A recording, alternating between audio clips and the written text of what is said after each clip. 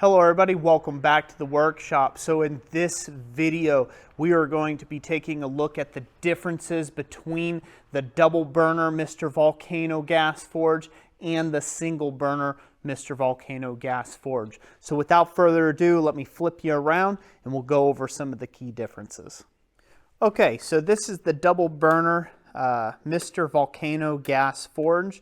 This is something that my buddy Thomas Goodymoot picked up just recently, and we did a little review on it, or an unboxing and setup, so be sure to check that out. That'll be linked up down in the description down below.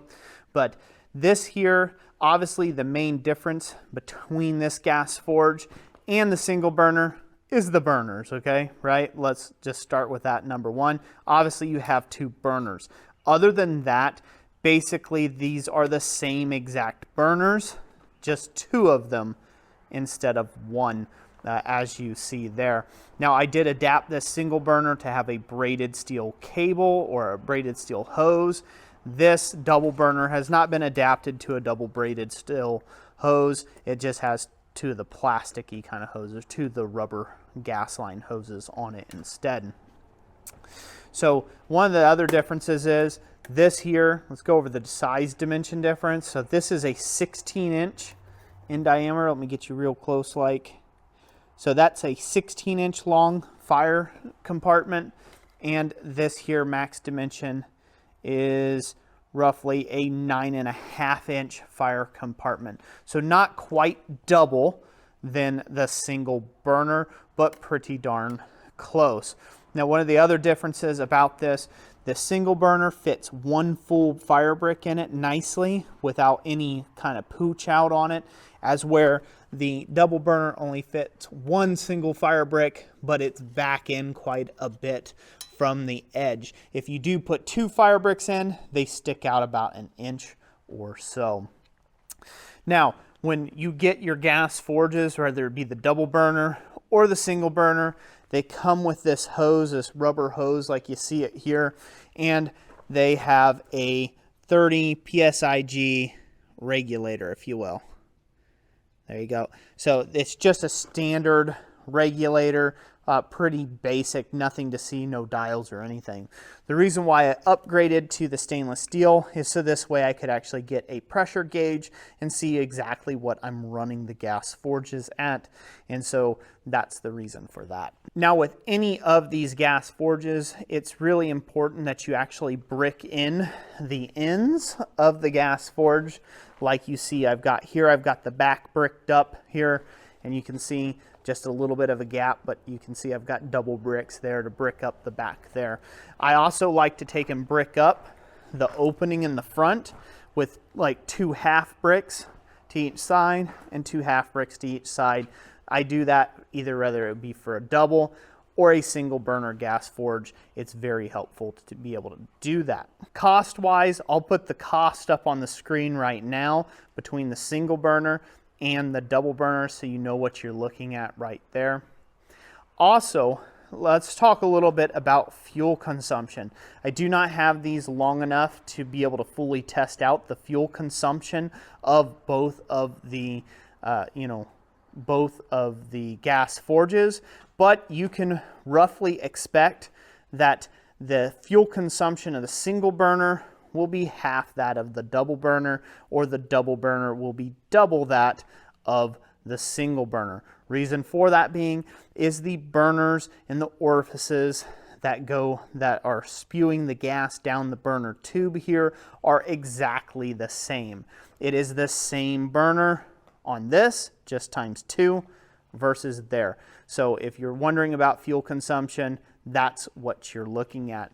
Generally speaking, I can get about 5 or 6 production days of runtime off of a 40-pound cylinder. That's one of those right there. I can get nearly a month of runtime off of a 100-pound cylinder like you see there with a single burner gas forge. So if you want to take that math on a 100-pounder, this would roughly go about half the time. So you probably about 15 days on a 100-pounder with that double burner there. Now those are my results. I don't run these forges at peak max welding heats and things like that when we're doing our forging out of them.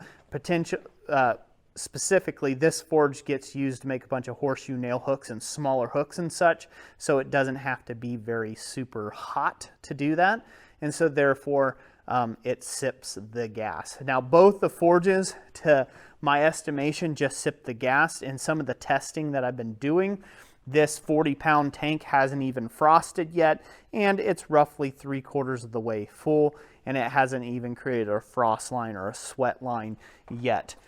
With all the testing that I've been doing for roughly about an hour and a half to 2 hours. So I would say that's pretty good. They seem to be fairly fuel efficient. With both these forges, let me go over one thing I really dislike about this forge specifically is the refractory cement. I'm starting to kind of not like the refractory that it comes with. As you can see, this has got a nice big crack in it here, and all around here and on the edges and stuff, and back in the chamber there's cracking and stuff. Now this is really cracked up because I rushed the curing process, but you know, so I can take a little bit of fault for that. Let's go over here though. This thing has been cured for like 6 days straight, and it's just been fired for like the last, I don't know, 3-4 hours, and you can already see the cracking in the refractory lining of that there. Now obviously there's a bunch of K-wool underneath there that's been rigidized, so there's not a problem of getting any sort of those fibers into your lungs or anything like that. I'm not worried about that, you know, with all of the extra junk on there. But, you know, they talk about it, you know, oh, if it cracks, it dried out too quickly or this or that. 6 days of drying when it said it only needed 24 hours to 48 hours, and yet, you know, it still cracks at the end of it. So I'm not too happy about that. To me, none of that stuff really matters that much anyhow. If it cracks and it gets filled with forge scale, I don't care. You know, it's a working forge. As long as it's just not falling to pieces in big chunks, I'm a happy camper. The next thing I don't like about both of the gas forges, now I'll say this, I'm going to focus specifically on the burners themselves. This is one thing I really don't like about these gas forges, is the placement of the burner. The placement of the burner is, in my opinion, it's been placed to create the swirl effect in the gas forge, but that is completely made null and void when you put the fire brick in the bottom. It hits really hard on the one edge and gets super hot there, and then you just get a bunch of reflective heat out into here. I think that's a poor design choice, and if I were to have it my way, I would have that changed. All they need to do is move this up to the center. Now I'm going to suggest one other change here in a second, but I'm going to go show you over here on the 2-burner. Again, on the 2-burner gas forge, same problem. It's right down here on the edge, and so when it fires right down onto the edge of this brick, and then it doesn't really do the swirl effect like they're trying to do. Now when the bricks are out, it's actually more efficient at heating this chamber up, but the whole reason of having that brick floor is so this way you are protecting that bottom K-wool liner. So the position of those burners, in my opinion, need to change. They need to come up a little bit. Also, one of the next design elements that I don't like about this gas forge is these are piped straight down at an angle like this, and this causes chimneying to happen. So this causes a chimney effect where the heat is actually going to run back up these pipes, and it's going to cause premature failure of these valves up here. It's bound to happen.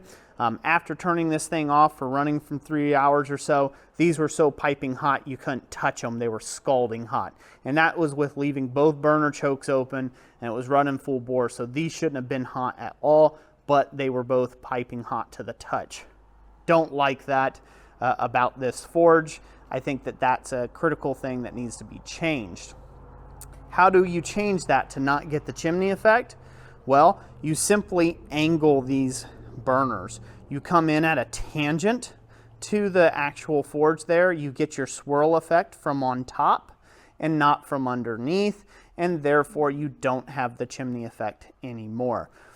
If you are buying this forge or the single burner forge, it would be my suggestion after you shut it down for the day to go ahead and pull the burners out of the burner tubes and stow them away for the next day's fire. That way you'll get more longevity out of these, because once the nylon wears out in these ball valves here, you know, you're not going to be able to stop gas flow from getting into the firebox there, and that could be potentially dangerous as well. So I would suggest taking the little thumb screw, loosening it, taking your burners out at the end of each forging sesh, and you'll be okay on that. So you may be asking yourself, why should I take and buy a double burner gas forge over a single burner gas forge, or vice versa, especially if the single burner has you know, eats up gas about half the rate that the double burner does. The reason to purchase a double burner gas forge, or to purchase any amount of burners of gas forge, is to suit the size stock that you're working with. If you purchase a double burner gas forge, you get a much longer heat of that forge. So you can get a good, you know, again, say nearly 16 inches of heated material, right? And that is a huge deal. If you can get 16 inches of heated material up in one forge and you didn't have to paint the heat versus just 9 inches of heat at a time. So it's my suggestion to you that you buy or build your own gas forge according to your needs, and each gas forge has a different heating size chamber for different purposes.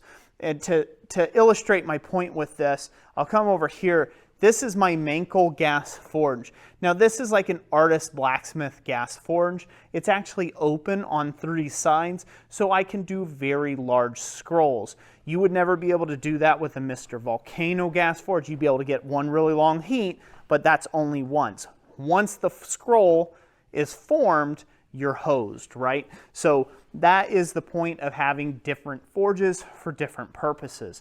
Gas forges are just not as versatile as a coal or a coke forge or even a charcoal forge, where you can change the shape of the fire to meet the material's needs. So you do have to buy several different size gas forges at some point in your career if you want to do a whole bunch of different wide range of things. Now, if you're just making blades, most blades that people are going to be working on are only going to be, you know, whatever, in that 8 to 10 inch range. And so a single burner is going to do just fine.